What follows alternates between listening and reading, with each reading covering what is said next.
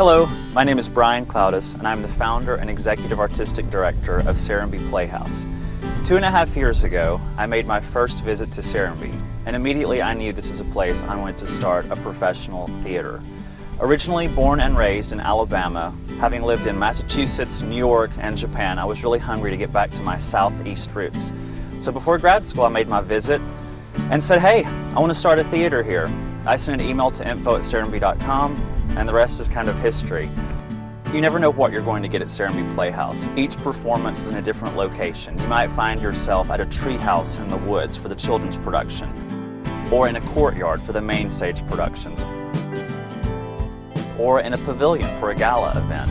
You never really know. We don't have an actual theater space here at Serenbe Playhouse, but we use the gorgeous environment and uniqueness that is all about Serenbe.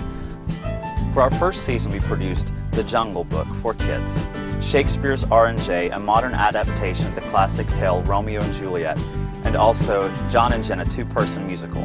There was truly something for every audience member. Didn't matter what age you are, what class, or what social background you came from, there was truly something for everyone to enjoy in our first season. Serenbe Playhouse celebrates emerging new artists and provides an environment to foster and hone their craft. They will be working alongside professionals in their industry. We offer internships for high school students and college-age students who are looking at this as a launching pad for the professional world. Serenbe Playhouse considers its actors, designers, and directors artists in residence. It is not a case where you will go to a theater performance, see the show, and then leave. You can have a drink with an actor afterwards, or even see them at the Daisy for coffee or breakfast the next day. You can truly immerse yourself into this. We consider our audience another character or player in our show. You can sit down, have a conversation with these people, and get to know them and learn about their craft and process.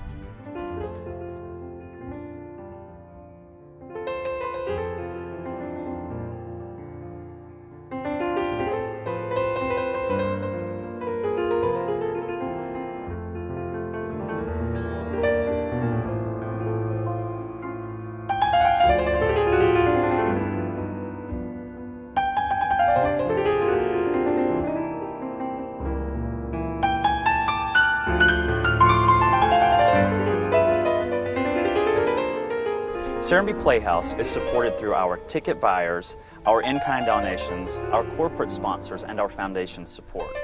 We are interested in every level of support. If you would like to learn more, please visit www.serenbeplayhouse.com to learn how.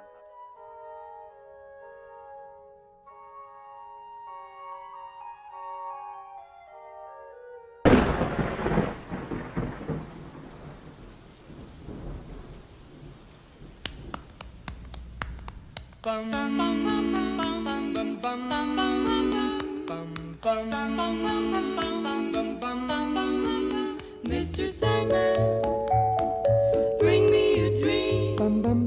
Make him the cutest that I've ever seen. Give him 2 lips like roses and clover. Then tell him that his lonesome nights are over. Mr. Sandman, yes? bring us a dream. Give him a pair of eyes with a come hither gleam. So please turn on your magic beam. Mr. Sandman, bring us, please, please, please, Mr. Sandman, bring us a dream.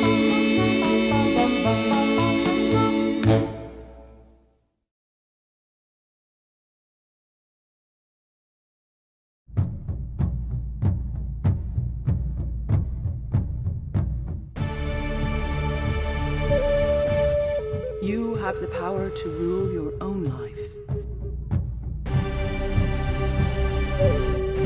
You are strong. I know that you will find your path.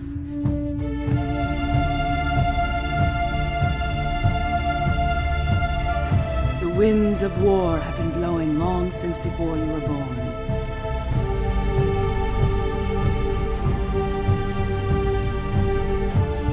Look inside yourself. You will know what to do.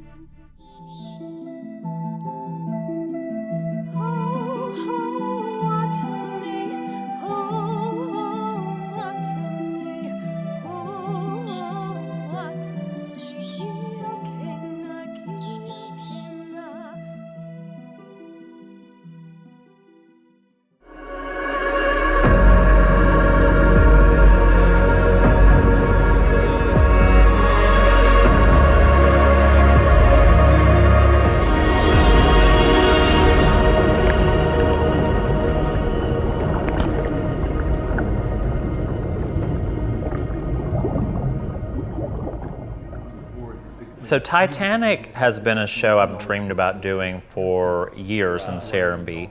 This is our first in-person meeting. The same thing with the helicopter in Miss Saigon. We said, we're gonna land this helicopter, and then we had a year to figure it out. So here we are saying that we are going to sink a ship nightly in the musical Titanic, and here we are trying to figure out how it happens. Love it. Music is easy to have big. No costume changes, nothing. It's like there is no ship. It's put together, they board the ship, and then during that boarding, everything that they need to tell the story is on the ship, and they don't get off the ship until it sinks.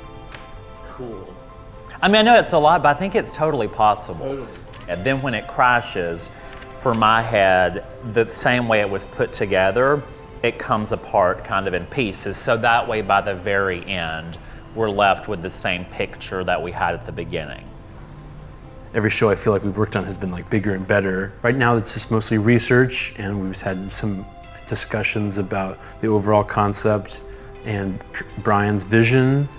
You know, a chandelier I think can show motion, you know, when it starts to tilt, so I see this big chandelier. Okay, here's the thing. So definitely, like I was saying, like the tilting is the primary indicator of it sinking, which is, like you're saying in this view. There will be some special challenges worth working on the water. Some of the things, some challenges we don't even know what they are yet.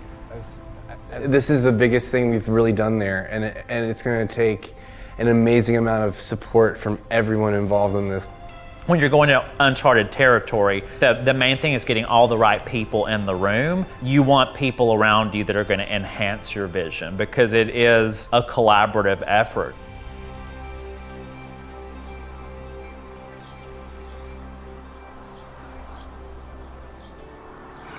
Basically, we're here on the set of Titanic, and this is as raw as it gets with how this set looks. And what we have to do now, so there's some trees in the way, we've got to clear that. There's also some marsh issues with runoff and water. I think it's cool, it's our canvas. But this is like an integral piece of the process because we see what's on top, right? But we have no idea what's underneath. So in order to create a ship that can be sunk and come out of the water, we have to know the mapping of the bottom. Well, there's got to be poop in it, isn't there? Well, there's tons of bird poop in it. Fish poop. It's good for your skin, though, right? Yeah. Smeared all over your face. Yep. I feel really good. You know, I actually went to the set. When I pulled over and saw the set, it was truly a moment, you know? I mean, I could cry talking about it now, you know what I mean? It's emotional and exciting, and it was incredible. I mean, truly an incredible thing to see come to life so quickly.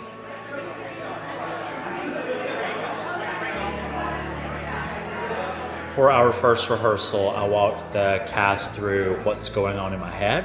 So we had to have this larger-than-life chandelier that is the center of the set, and so we're building this 7.5-foot tall chandelier that is submergible in water. So it is able to come in and out of water and light up. Let's go back. So there'll be two units that go up and down. Those can fully submerge.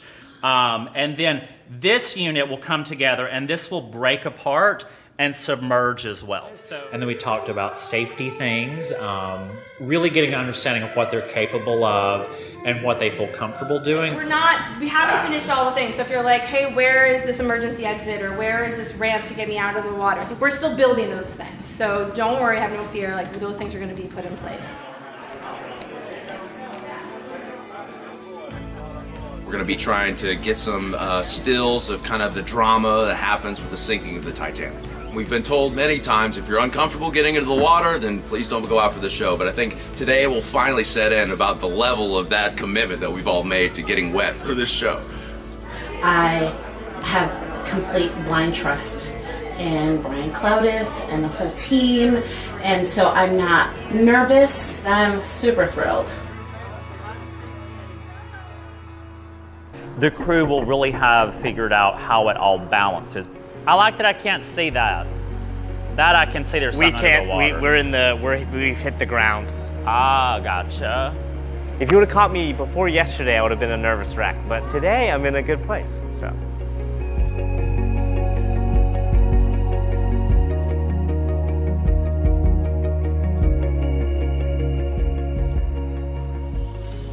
So the depth in the middle where the chandelier. Are you about to tell me something? Yes. Oh. Is 5 feet 5 inches. The chandelier's height I know, is it's 7 7. feet 3 inches. What is more important to you? The It height disappearing. I think the chandelier being shorter. All right, well then I need to call. We're asking for, designers, technicians, and actors to do something really crazy and impossible. So we have to inspire them and create this environment that makes all of the work somehow worth it. So it was about a year ago that Brian Clowdus invited me to breakfast. As he was talking, he shared the vision for Titanic. I thought, if you're building a ship, we can probably help you build it. And it was as simple as that. I called him a couple of days later. He was driving on the highway, and I said, Brian, we want to underwrite the ship. And he said, I'm about to crash the car. I have to pull over. So we did the $100,000 grant so that the team could go get all the materials they need from Home Depot, from the local stores. The ship is a lot of it is brought to you by Home Depot. And that's really great. So they have made it possible for us to do a lot of this stuff. And I would say budget-wise, we would be way over budget if it weren't for their sponsorship. Like, I forget I'm watching actors and I forget I'm watching something I created, which I think is really great art. When you can be so in the moment that you forget where you are, you forget they're actors, and you forget that you're the director of this show. Lost and abandoned and all still alive. A few of them will hang there from the railings, as one by one they'll drop away. Oh God, no! Please! No! No! I'm sorry!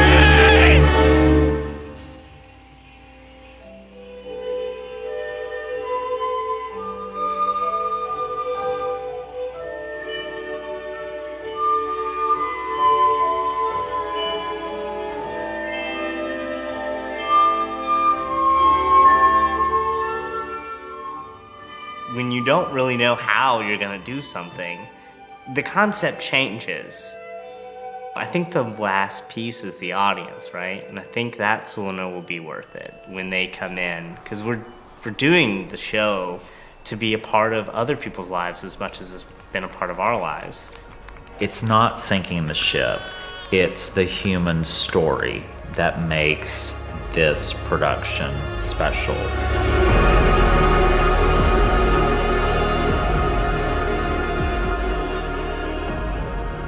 So here we are in the thick of planning our 10th anniversary season.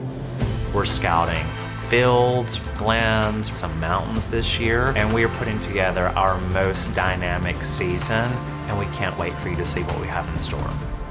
In a time where the country remains so divided, I wanted to show some of our key points in our history of America. I think good art sparks conversations between groups that don't typically converse. In 2019, you can expect to see a Civil War reenactment, a vaudeville tent popped up along the shores of Atlantic City, and you're gonna see Woodstock in the middle of a field. We love that we are able to affect not only our 20-mile radius, but we're seeing people from all over the country. We can't do that alone. We need your help. The easiest way to give is at SerenbePlayhouse.com. We wish you a wonderful holiday season from Serenbe Playhouse. The Sleepy Hollow Experience is a reinvented take on the classic Washington Irving story, and it's told in an immersive, environmental, theatrical way that you've never seen before. How come that blood on your own accord to leave? It is the blood of your youngest son, and the truth I have told you.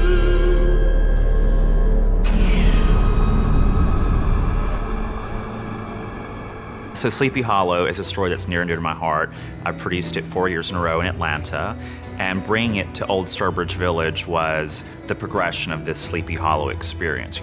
The costume design, the set design, the lights and sound, it all interweaves together. And we've created an incredible team that can do it anywhere now.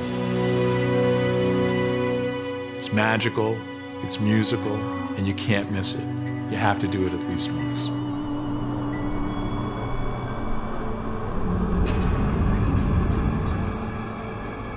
How on earth is everyone doing? I'm Topher Payne, a screenwriter and theater artist, and I just wanted to hop on here and check in. I'm at my desk enjoying a cup of coffee, and I'm also controlling what I can control at this very moment, which is my personal happiness, taking care of my family, and taking care of my extended family, the Atlanta theater community. Which is why I need to take a moment and call out Brian Clowdus for his never-ending stream of personal grievances. Quick recap for the uninitiated. Here in Georgia, Brian was the artistic director of Serenbe Playhouse, an outdoor venue best known for their high production values and low standards of human decency.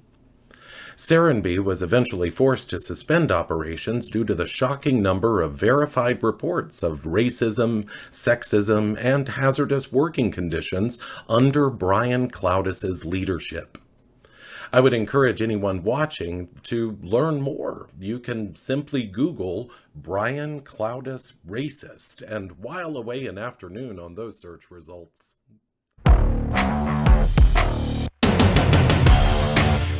I'm Brian Clowdus, your patriot for the people, and I'm here to shake things up in Bay County.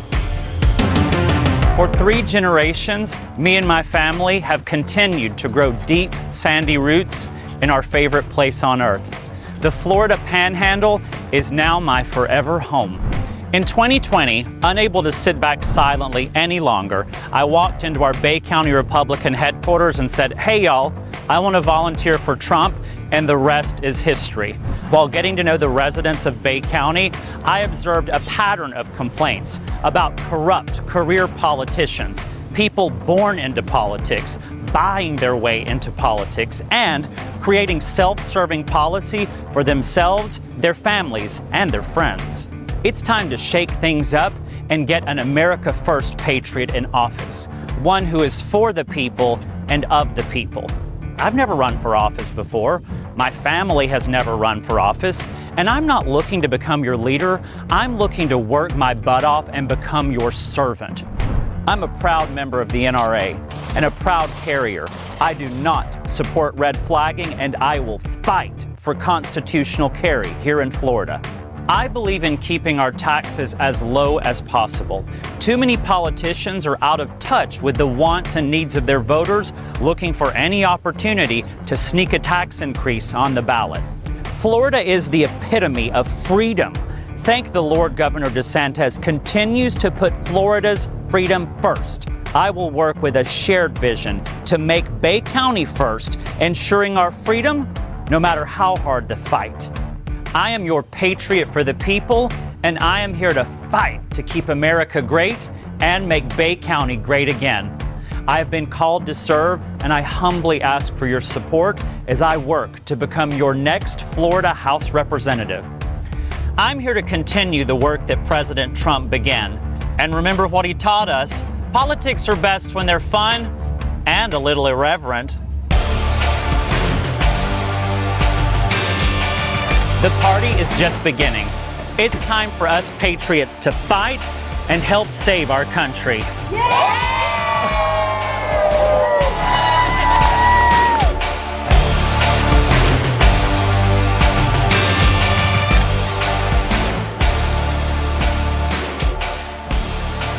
Watch that again. So if y'all have not met me, my name is Brian Clowdus, and I'm going to be your next Florida representative. It's it's really cool to be standing in the Trump store because if it wasn't for Trump, I would not be standing here right now. I did not give a crap about politics until President Trump came along. As most of you know, I work in the wokest, left-leaning industry. I work in entertainment. And politics were something that you didn't get a choice of when it came to entertainment. 2 years ago, I was brutally canceled by my industry. I've been called everything you can ever imagine. But I really wore that as a badge of honor, and I refused to apologize. No matter how much pressure was put on me, but guess what? I lost my career. I lost most of my friends. And 2 years ago, I walked into the Bay County Republican headquarters. I met Debbie, and I said, hey, I don't have a job anymore, but I would love to get this man reelected. What can I do? And she said, well, how do you feel about knocking on doors? And I was like, well, that sounds like fun. I was like, I get to wear my tank top and get my steps in. I was like, sign me up. So I just know. Be yourself. I mean, Just be your authentic self. Be you. Might have been Bernie. I think Bernie might have said that to me. I can't remember. I probably repeated it because it was good advice too, you know? But yeah, somebody told me that if you're worried about what people are going to think about you, then you're doing the wrong thing. But I ran to win. I thought I was going to win. I did. I ran to win. I started wondering there towards the end. And I started having high hopes because I was like, after the WMBB debate, I was like, anybody who saw that, every person that I talked to that saw the WMBB debate that already wasn't friends with one of the two other guys, they had told me, and people that I didn't even know, I was in Publix the other day, and there's a gentleman that walked up to me, and I was looking at buffalo sauces, and he came up to me, and he was like, hey, I saw your WMBB debate. He goes, and I voted for you. And I was like, oh, okay. Well, thanks. I appreciate it. He goes, I was surprised. He says, not enough people watch the news anymore. And I was like, I guess so. I guess that's what it is. And because he flat out said, he goes, if people would have seen that, if people would have seen the way that you were, how you fought against something that you thought and how you felt, and they would have saw the other guy completely waffle on a question and completely basically say on camera, on live television, that, hey, I will, I'm not going to recuse myself. I'm going to wait for the county attorney to get involved. I'm not just going to recuse myself of the vote. That right there was an ethics question, and he failed. Right. In front of a lot of people, and he lost a lot of votes that night, because if that dude came up to me randomly and he was able to see it, somebody that I remember, a lot of people saw that. Right. But it was like there wasn't enough people. I think that was the same thing with you. I really do. But it was difficult, and towards the end, my campaign team was really pushing me to do attack ads and run, and I just said, I'm not going to. But then in retrospect, I wonder, if some of this stuff had gotten out, would it have made a difference? But yeah, I would say that was the hardest thing. And also, just taking time off from work. As you know, for me, I was like, okay, if I'm going to do this, I'm all in. It was a year of my life. And a lot of people are like, oh, well, you're not as involved as you used to be. And I was like, well, unfortunately, I have to make money to survive, Pretty doll with a porcelain heart, picket fence, run a beautiful yard.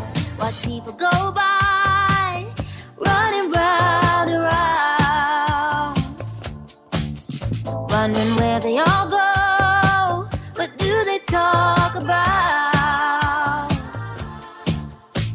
The grass is always green. I never want to leave.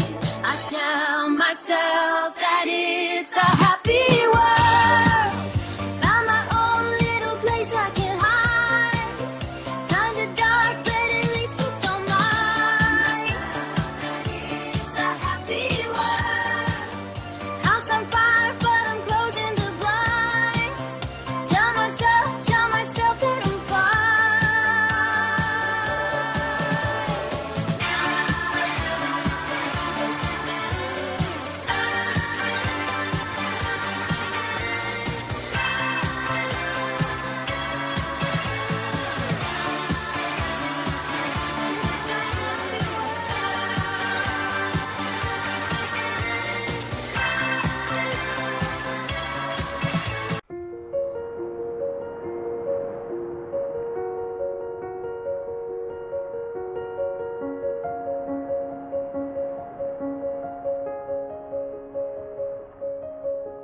I've been around the world, 7 wonders, 7 seas, but when all is said and done, you're the only thing I see, my love.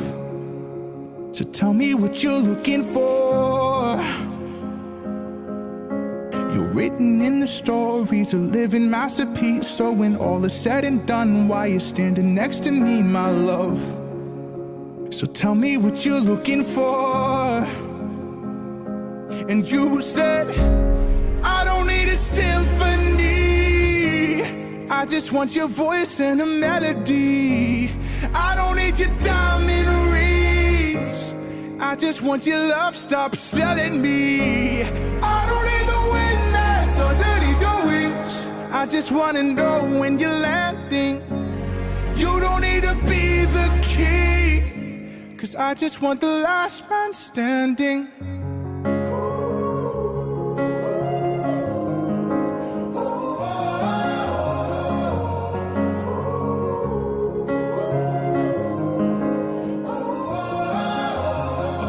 Around the world, lived 100 fantasies, but when all is said and done, you're the only one I need, my love. Just tell me what you're looking for, 'cause you don't gotta fight so hard. Darling, this is love, not war. All I want is who you are, that's what I've been looking for.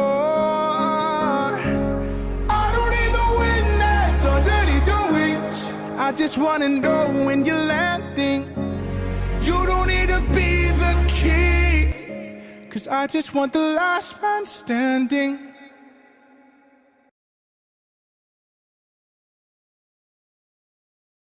Today's the day, I woke up and I could sense it. I'm feeling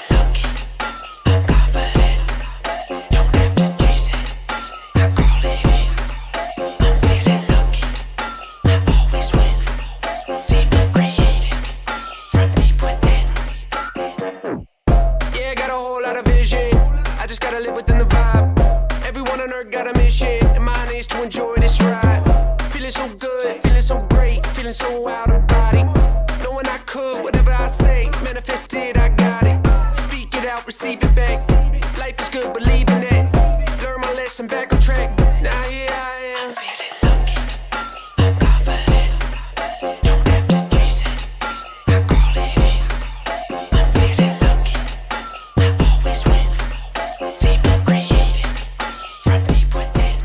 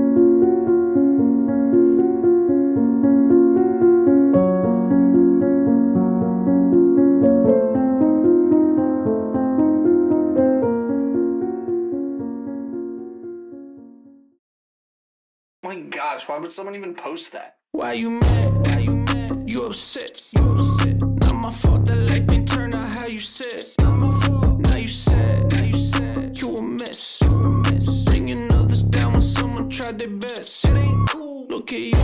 Look at you. Now look at me. Look at me. You just mad because I'm living out my dream. Keep it down. Keep it down. We had enough. I don't put myself around and neg it up. Yeah, I love myself. Is that so bad? No. It seems like every time I say it, someone pass out. come around. Ain't about the ego, but I still deserve the full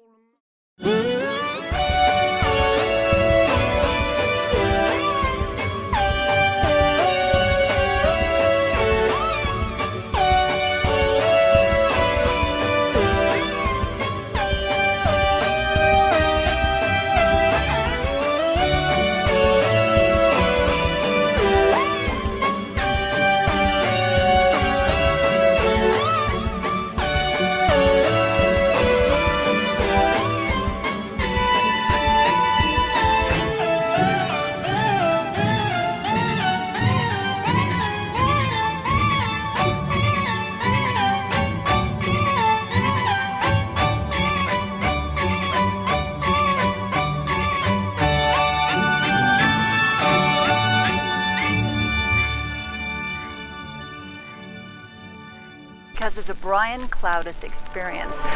Welcome, Brian Clowdus. The Brian Clowdus experience has returned. And I'm here with Brian Clowdus. And director Brian Clowdus says that the actors are not the real stars of the show, the audience is. It's really an experience for everyone. The actors, pull you along. You are following Ichabod, Katrina, and Brom throughout the town of Sleepy Hollow. This is not your typical theater. This is not your typical haunted trail. Basically, an on-your-feet retelling of the classic Washington Irving tale. Everybody knows the Headless Horseman, right? Yep. So iconic with Halloween, but this is unlike anything you've experienced. We all sort of around this time contemplate things from our past, things that are currently happening. The thing we all need to learn and really live in is to be in the present moment.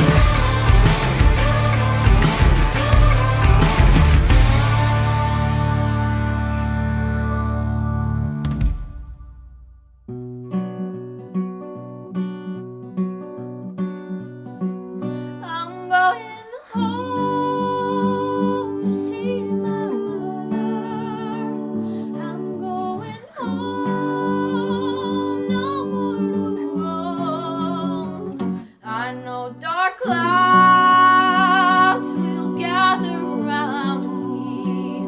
I know my way is rough and steep, but golden fields are just before